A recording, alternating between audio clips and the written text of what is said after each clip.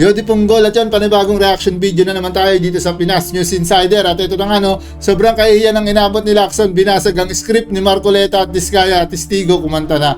At yan, pala lamang, ito ay reaction video lamang, bahala na kayo kung maniniwala kayo, hindi. At yan, play na natin. Ito ang balita ngayon. Trending at pinag-uusapan ngayon sa mundo ng social media. Ang di umano'y balitang tila sadyang tunay talaga kahit anong pilit mong pagtakpan ng gobyernong Ngagva ni Marcos Jr. ay sadyang hindi mo talaga mapipigilang. Lalabas na lalabas ang katotohanan at ikaw ay mabubuking at mapapahiya pa rin sa huli. Mga testigo na lumantad sa ikinasang bagong Senate Blue Ribbon Committee na pinangungunahan ni Senator Ping Lacson, tila nahuli at bistado mismo ng taong bayan at ni Senator Marcoleta ang script para di umano'y pagtakpan ang mga amo nito at ang gobyernong Ngagva ni Marcos Jr.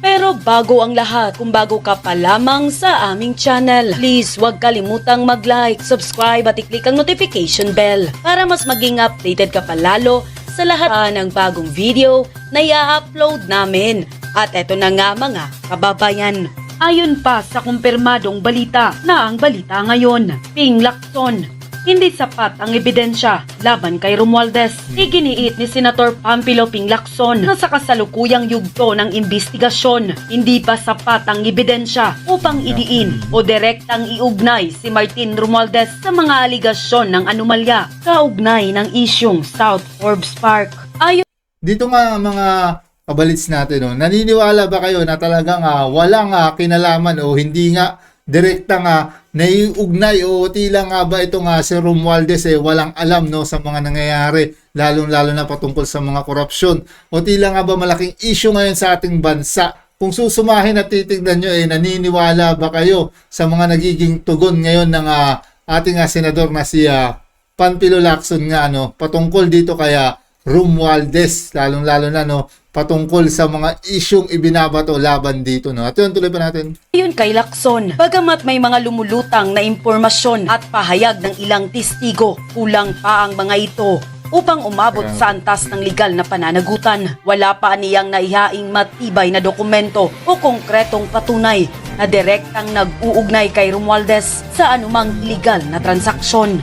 Sa ngayon, hindi sapat ang inyong impormasyon para ma-implicate, not even implicate the former speaker. This is just a lead and of course deny naman si Curly Diskaya. So leave it at that. Tila hindi naman nakapagpigil at bumuelta na si Senator Rodante Marcoleta kay Senator Ping Lacson at ayon pa sa kanyang pahayag, I was expecting more. Marcoleta, dismayado sa Blue Ribbon sa ilalim ni Lacson. Tahasang nagpahayag ng pagkadismaya si Senator Rodante Marcoleta sa takbo ng investigasyon ng Senate Blue Ribbon Committee sa issue ng umano'y flood control corruption sa ilalim ng pamumuno ni Senator Pampilo Ping Lacson bilang chairman ng committee. Ayon kay Marcoleta, marami umanong mahalagang lead ang nabanggit sa mga pagdinig ngunit hindi na nasusundan o napapalalim. Giit nga, inaasahan niyang magiging mas agresibo at masinsina ng direksyon ng investigasyon lalo na sa mga detalye at dokumentong direktang binanggit ng mga testigo. So it is a little bit disappointing on my part kasi I was expecting more, pahayag ni Marcoleta. Matapos mapansin na may mga testigong naroon na ngunit hindi umano lubos na nausisa bitin ng investigasyon. Ilang beses binigyang diin ni Marcoleta na may mga isyong biglaang humihinto kahit malinaw na may binubuksang linya ng pananagutan para sa senador. Ito ang dahilan kung bakit nagbumukhang bitin ng mga pagdinig sa ilalim ng kasalukuyang pamumunuan ng committee. Kabilang sa nais niyang mas matutukan ang mga dokumentong may kaugnayan sa isang bahay sa 30 Tamarind Street na nabanggit sa testimonya at ang mas malalim na pagtatanong sa mga dating opisyal ng gobyerno na naroon mismo sa hearing. Para kay Marcoleta, hindi sapat ang simpleng pagbanggit ng pangalan o lugar kung walang follow-up through ang Senado. Bagamat ipinagtanggol ni Lacson ang takbo ng mga pagdinig at sinabing kulang lamang sa oras, malinaw na hindi ito sapat na paliwanag para kay Marcoleta. Aniya, kung seryoso ang Senado Sa paghahanap ng katotohanan, dapat inuunang mga paghabol sa ebidensya, hindi ang pagputol sa diskusyon. Bilang tugon, kabilang si Marcoleta sa mga nagsulong ng isang minority report na nagsisilbing babala na may mga aspeto ng investigasyon na maaring maiwan at matabunan kung hindi agad kikilos ang committee. Para sa senador, ang investigasyon ng Senado ay hindi dapat matapos sa banggit kundi sa pagpapatunay. Narito ang full video kung saan huling-huli mismo ang galawan ni Ping Lacson matapos lumantad ang bitbit nitong dalawang testigo sa ikinasang Senate Blue Ribbon Committee na siyang nagisa ni Curly Discaya at ni Senator Dante Marcoleta sa pagdinig sa Senado. Ito ipapakita ko sa inyo kung paano lantaran pang ipinagtatanggol si Tambi. Eto, panuorin nyo mabuti. Pakinggan nyo mabuti. Masaya to, masaya. Sige, pasok. Gusto ko sanang magtanong lang sana Sige, kung go ahead. papayag ka. Of course. Ayan. Si Marcoleta gusto magtanong kung papayag, siyempre, si Pinky Ribbon Chairman na si Pinky Lacson. So, magtatanong, pakinggan ninyo ang tanong ni Marcoleta doon sa mga witnesses. At pakinggan nyo yung sagot. Ang importante rito yung sagot. Sino yung may-ari ba talaga nung bahay na yon? Sino ba yung may-ari ng bahay na yon? Nung number 30 Tamarind Street. Sino may-ari na yon? Tinatanong niya yung dalawang naka-face mask. Yun nata yung mga kasambahay. Sino yung may-ari ng bahay na yon? Your Honor, hindi po kami aware kung sino po yung owner mismo. Yan. Hindi sila aware kung sino yung ano. But we are... I will answer that. Ang may-ari po dati, Doris Magsaysay. Yan. Sino na ang sumagot? Yung witnesses, hindi nila alam. Diba? Tapos, sinong sumagot? Si Lacson. Galing na. And you were there as what?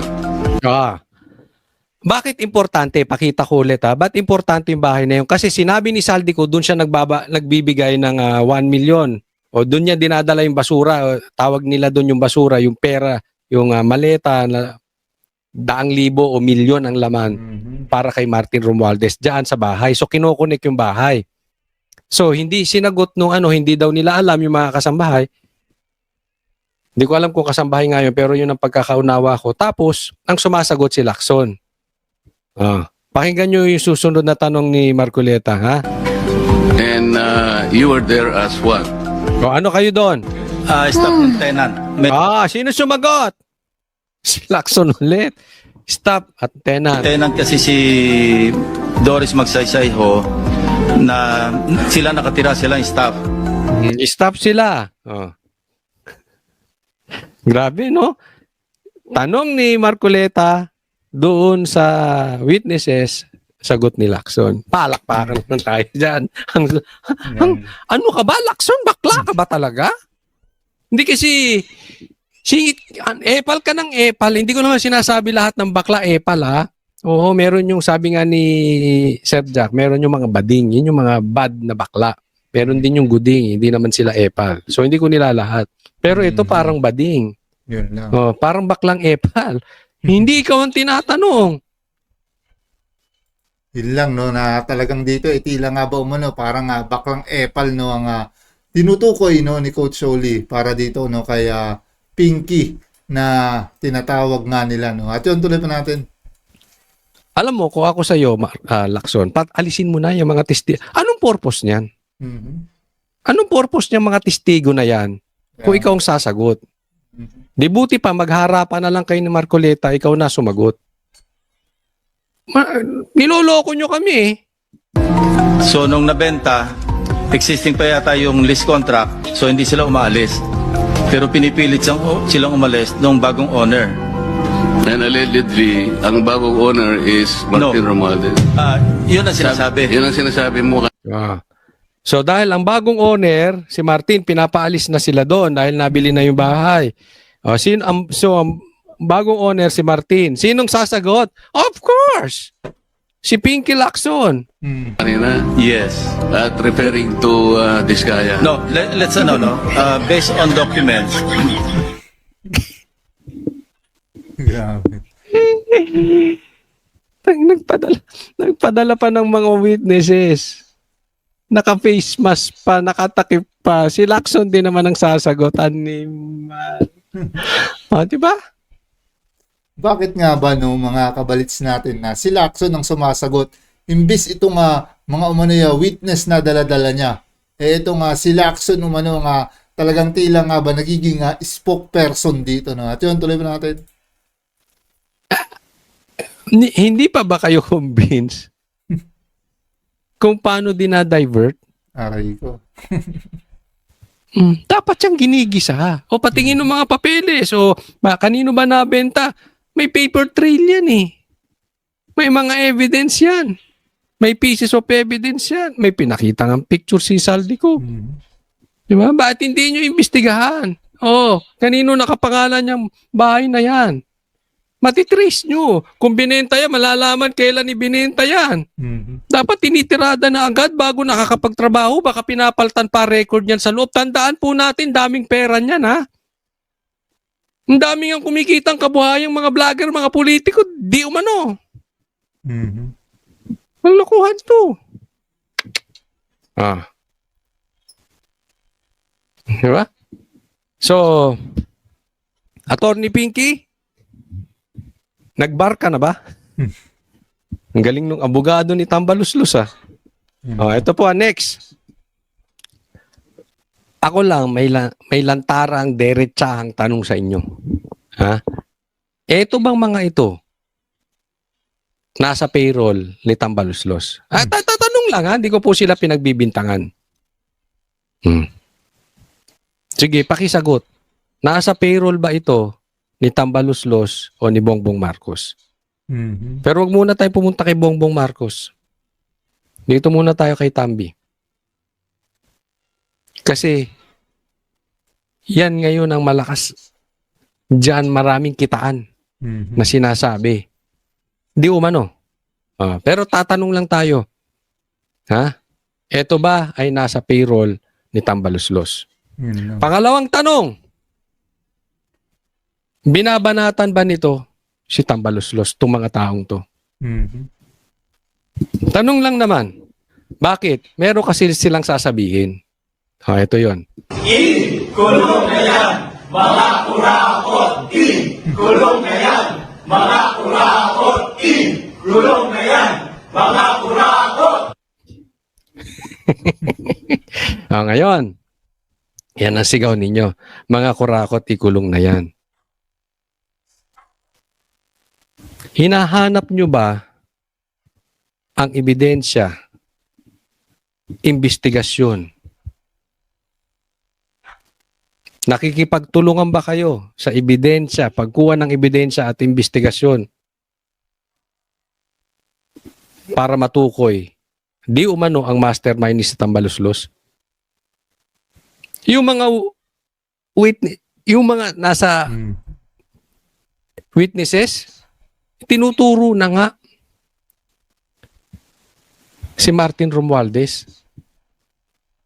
as the mastermind. Question mark pa yung isa. Alam naman natin kung sino yung question mark na yun, na si Adik. Pero dito muna tayo kay Martin. Nagawa nyo ba? Kasi lalabas kayong plastic, sisigaw kayo ng kulong na yan, mga kurakot, kulong na yan. Tapos hindi nyo mabanatan si Martin. Anong ka-epokrituhan yan? Anong ka-plastikan? Kung hindi nyo mabanatan. Kaya oobserbahan ko kayong lahat. Diba? Doon na lang kay Martin. Pero gano'n na rin kay Marcos. Paano kung lumabas si Marcos? Kasi doon na rin patungo yan eh. Ang tinutukoy lang ngayon si Martin. Pero pag natukoy na yan si Martin, sino kasunod niyan? Si Marcos na. Pag si Marcos ba ang natukoy, isisigaw nyo pa rin yan? Ayaw nyo nga maalis si Marcos dahil ayaw nyong maupo si BP Sara. Paano kung siya ang tinuturong kurakot? Isisigaw nyo pa rin, kulong na yan? O, sisigaw nyo. Mga kurakot, pwesto na yan. Mga kurakot, pwesto na yan. Mga kurakot, pwesto na yan. Baka ganyan ang sigaw nyo, mga animal kayo, mga plastikan kayo.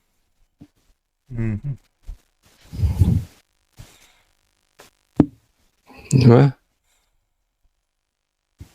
Akala nyo naluloko nyo taong bayan. Alam mo, kayo mga pinklawan, alam ko hindi naman lahat ng mga pinklawan mahina ulo.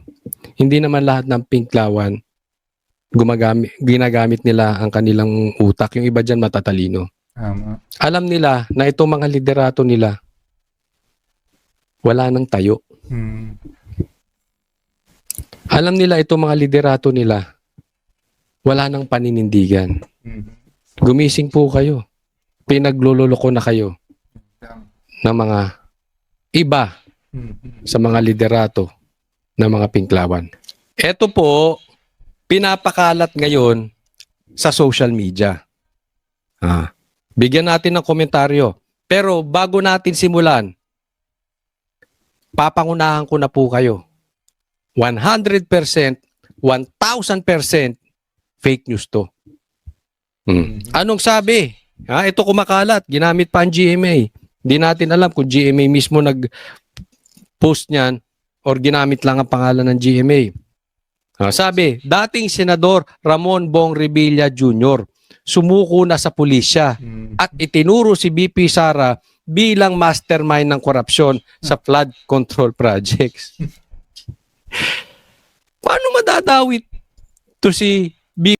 Ang labo ng mga kabalits natin na kung saan talaga umano nga ito nga pagpapakalat ng hindi tama laban sa ating Vice Presidente tila nga ba ngayon gawa-gawa paraan upang tuluyan nga mapahina ang umano nagiging paglakas ng Vice Presidente lalong-lalo na sa kanyang nagiging survey pagdating nga sa mga pwedeng iboto ng taong bayan. At ito nga ang tila nga ba ngayon ng nagiging pakulo na kung saan tinuro na daw umano ang Vice Presidente ni Bong Revilla ukol nga sa maanumalyang korupsyon na ito. At yun, tuloy pa natin. BP Sara.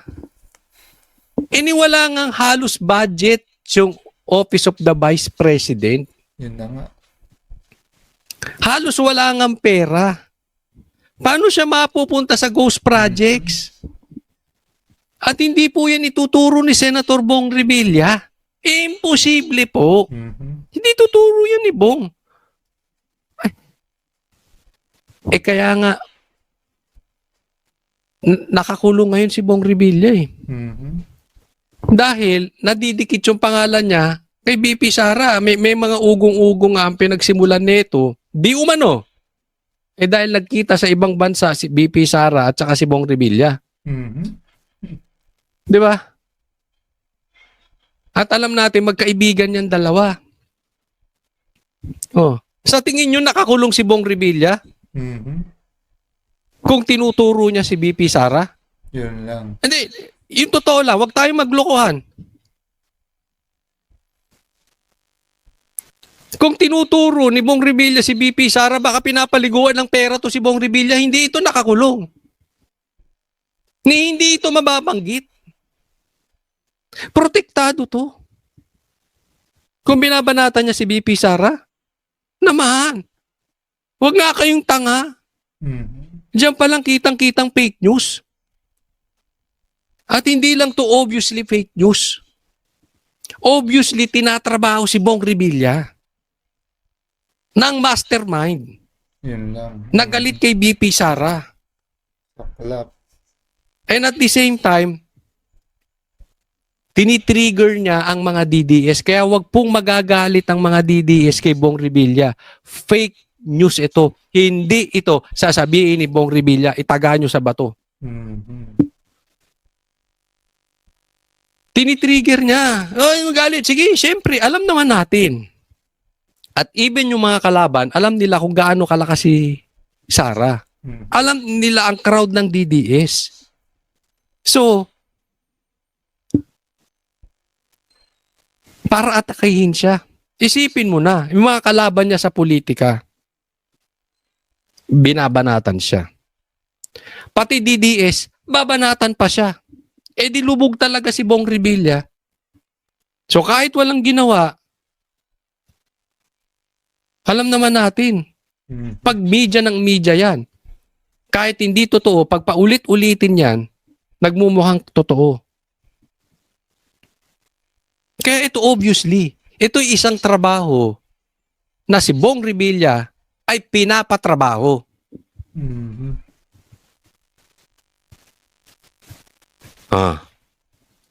Di ba?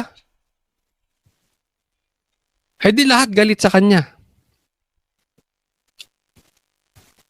Tsaka, ang kalokohan, ano? Sobrang napaka-imposible na magkakaroon ng ghost projects. Si BP Sara. All the more, siya pa ang mastermind. Yan lang. Ang tanga. Ito mo si BP Sara, ang baba ng confidential funds, siya ang kinasuhan, siya ang pinapa-impeach. Tapos siya pa ang mastermind ng flood control. Eh sino bang may hawak ng budget? Eh di ba yung administrasyon? Kaya nga. Yung sinasabi ko lantaran na itong pantatarantado sa atin ng mga ito. Mga animal talaga yan. Kaya mag-iingat po tayo. Okay? Yan po ang style nila. Magpapasok sila ng kunwari Maka Duterte, Maka DDS, na vlogger, pero hindi mabanatan si Tambi. Yun lang. Mag-iingat tayo sa ganun. Patay. Yan ang style nila. Style nila, pag awa-awayin pa tayo mga DDS. Kaya tayo mga DDS, hindi dapat tayo nag-aaway-away. Tama. Magkasundo-sundo tayo. Alamin natin.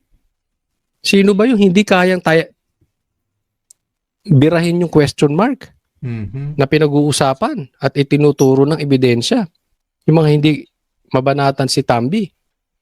Oh, niloloko tayo ng mga yan. Grabe, no? Di ba? Balik tayo dun sa mga witnesses. Credible ba yung mga witnesses na yan? Kung hindi nila maituro ang mastermind. Dapat yan na ituturo yung mga big fish. Diba?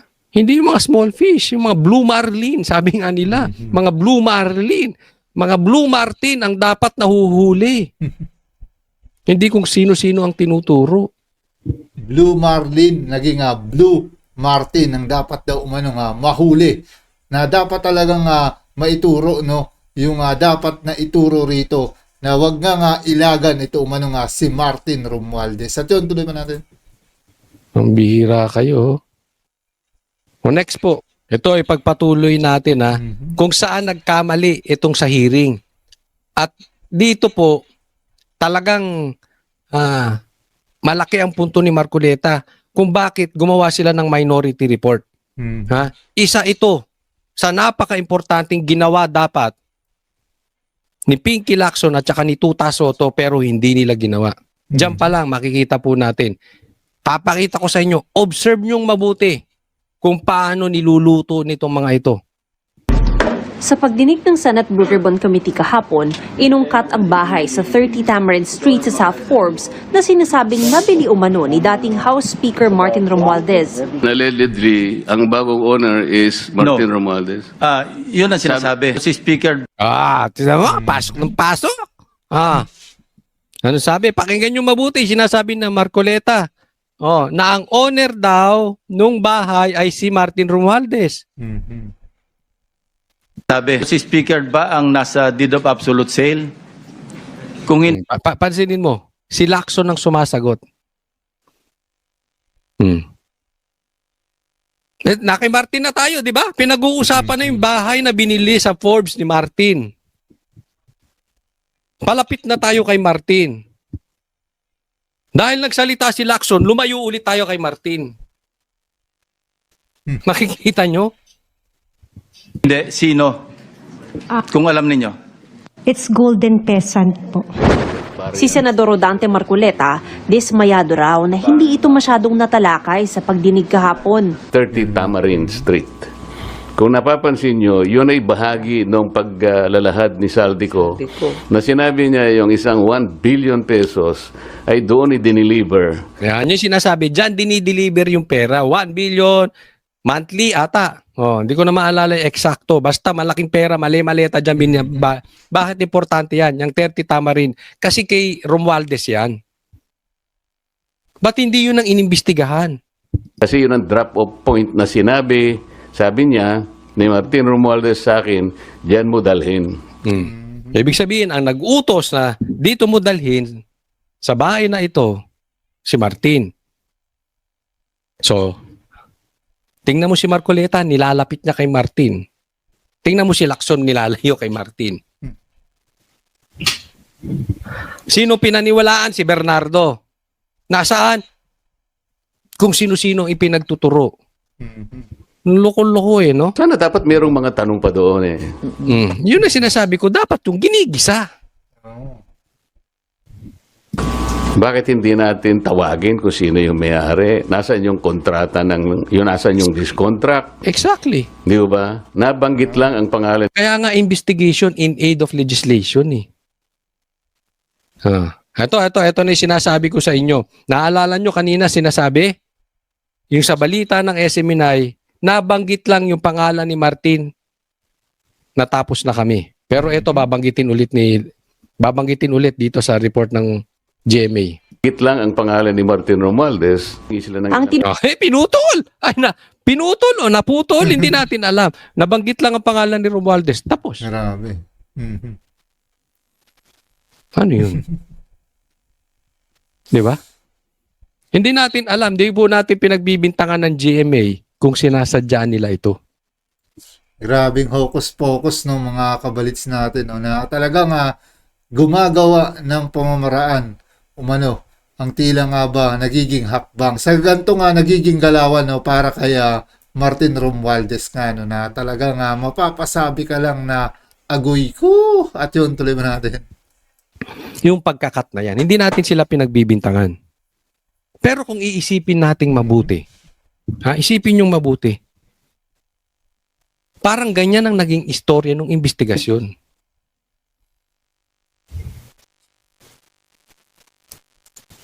Pag iimbestigahan na at palapit na kay Martin Romualdez, cut! Diba? Yan po yung pinupunto ni Marcoleta. Cut! Anong sabi sa balita ng SMNI kanina? Nabanggit lang, yung diniscuss natin kanina, nabanggit lang ang pangalan ni Martin Romualdez na tapos na kami. Sa GMA version, Ang tinutukoy ni Marcoleta, Martin Romualdez, nabanggit lang ang pangalan ni Martin Romualdez. Nabanggit lang ang pangalan ni Martin Romualdez. wala na, tapos na. Ano yun? Nabanggit lang pangalan ni Martin Romualdez. tinutukoy ni Marcoleta ay ang mga sinabi ng nagtatagong dating Congressman Zaldico na unang nagbanggit tungkol sa bahay sa 30 Tamarind Street sa serye ng mga videong ipinost niya sa social media noong Nobyembre. Isa pa to si Saldico. Isa ka pa nawala ka na eh. Hindi ko alam kung ito ay naabot na ni Martin Romualdez o ni question mark. Bakit? Alam naman natin, ito, meron ng warrant pero hindi nila mapauwi. At ang sabi, di ba siya mismo sinabi nila Martin, diyan ka lang, wag ka nang uuwi. Dahil siyempre pag nag-uwi yan, magsasalita. Kaya ito po yung isang sinasabi ko po sa inyo na lantaran po na mali yung pagpapakulong kay Bong Revilla. Dahil hindi po sila magkukulong doon na may kinalaman dahil ituturo yung mastermind. Nagigets nyo po? Kasi pag nagkulong ka at alam nila at involved sila, ituturo niyan si Martin Romualdez eh. Naiintindihan po natin. Kaya hindi nila kaya ikulong to si Saldico. Ituturo niya si Martin. Sinabi rin po sa akin, Speaker Martin Romualdez, na si PBBM ang nag-utos sa kanya na bilhin ang bahay sa number 30 Tamarind Street. Yan. Number 30, wag niyong kakalimutan yan. Lilista ko na nga. Number 30 Tamarind Street. Pupuntahan ko yan bukas. Number 30, puntahan natin bukas ha. Papasukin kaya tayo ng guard. Mag-ahanap ako ng kakilala. Pipicturean natin. Para gamitin bilang bagsakan at Hindi, joke lang po yan ha. Baka mamaya magdemanda na naman si Auntie Claire ng grave threat. ipakan ng pera mula sa mga SOP, collection at deliveries na para sa Pangulo. Ayon kay Blue Ribbon Committee Chairman Senador Ping Lacson, sa mga opisyal na dokumento, ang Golden Peasant Holdings Corporation ang nakabili ng mansyon. So, sino ang naglayo sa usapin? Hindi si Lacson. E pinagtanggol niya, hindi yung kay Martin. Na ang ilang stockholder daw ay nakaupo sa ilang kumpanya ng dating speaker. We're not trying to implicate. Talagang hindi mo i-implicate. Ipinagtatanggol mo nga eh. The former speaker, ano? Hindi tayo nagta-target dito. Talagang hindi mo tatargetin. Pinagtatanggol mo nga eh. Inilalayo mo nga kay Martin. Ikaw naman may reverse psychology ka pa. Para kang bakla. Bakla ka ba? Hindi ako yung nagtatanong lang ha. Yun na. Hindi ako bakla. Hindi ako bakla. Hindi ako bakla. Dumating lang sa ating attention, but we cannot disregard because sabi ko nga, there were persistent reports na ang initial information nga sa pangalan ni Diskaya na or kay Diskaya na ibenta. Hindi naman ito. Tingnan nyo. Abogado ka? Abogado ka ni Martin? Pero pinagtatanggol niya na, hindi, kay Diskaya yan, kasi tinuro na yung bahay. Doon na maglabag ng pera. 'Di ba? So, ibig sabihin, yung pinapadalahan ni Saldico ng pera si Diskaya. Wow. Wow. Hindi ko sinasabing inosente si Diskaya, may sala din yan. Oh, kaya lang ang problema, si Martin po yun, hindi si Diskaya. Enough to implicate or to implead the former speaker. But Obvious, no? Sobrang obvious ni Ping Lacson dito. Ang tindi po nitong mama na ito. Hindi ba siya kinakalibutan sa ginagawa niya? Hindi siya abogado, nag-aabogado siya kay... Woo! Grabe.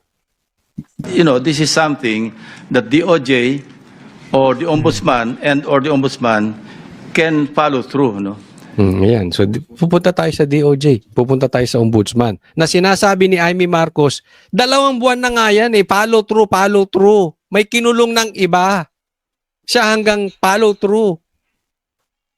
Eh, parehas kayo ni Boying eh. Haabulin nyo ba yan? Kaya sabi ko, huwag na kayong mag-imbestiga kung puro ombudsman na lang. Hindi yung ombudsman na lang.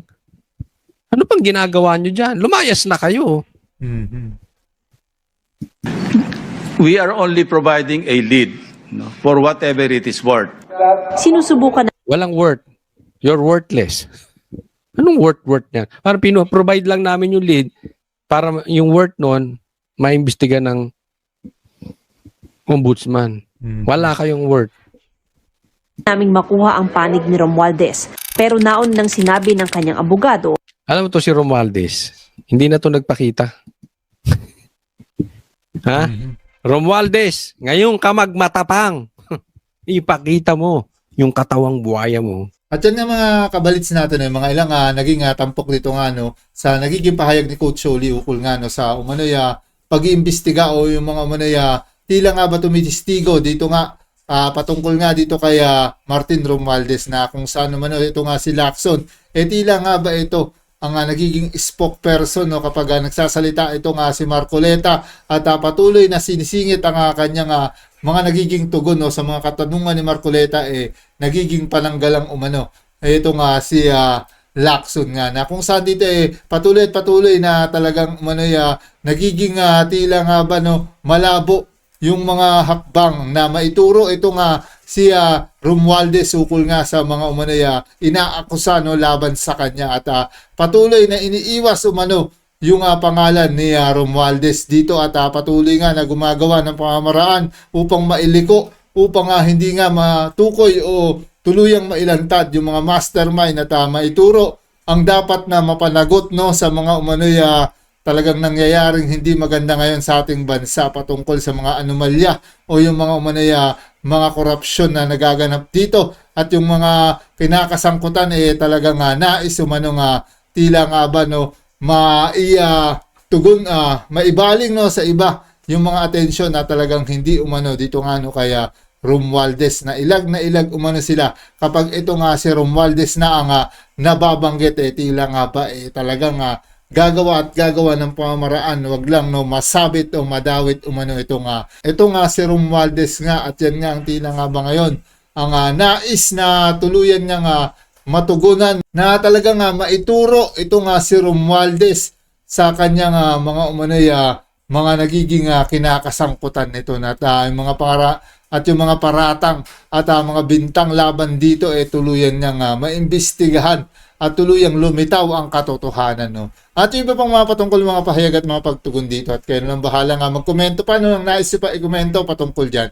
At yun muli, syempre nagpapasalamat tayo sa patuloy niyo pagsubaybay at patuloy niyo pagsuporta at magsusubscribe sa ating channel. At syempre nagpapasalamat tayo dito sa Pinas News Insider. Subscribe kayo dyan mga kabalits at yung kadipunggol hanggang sa muli nating pagkikita.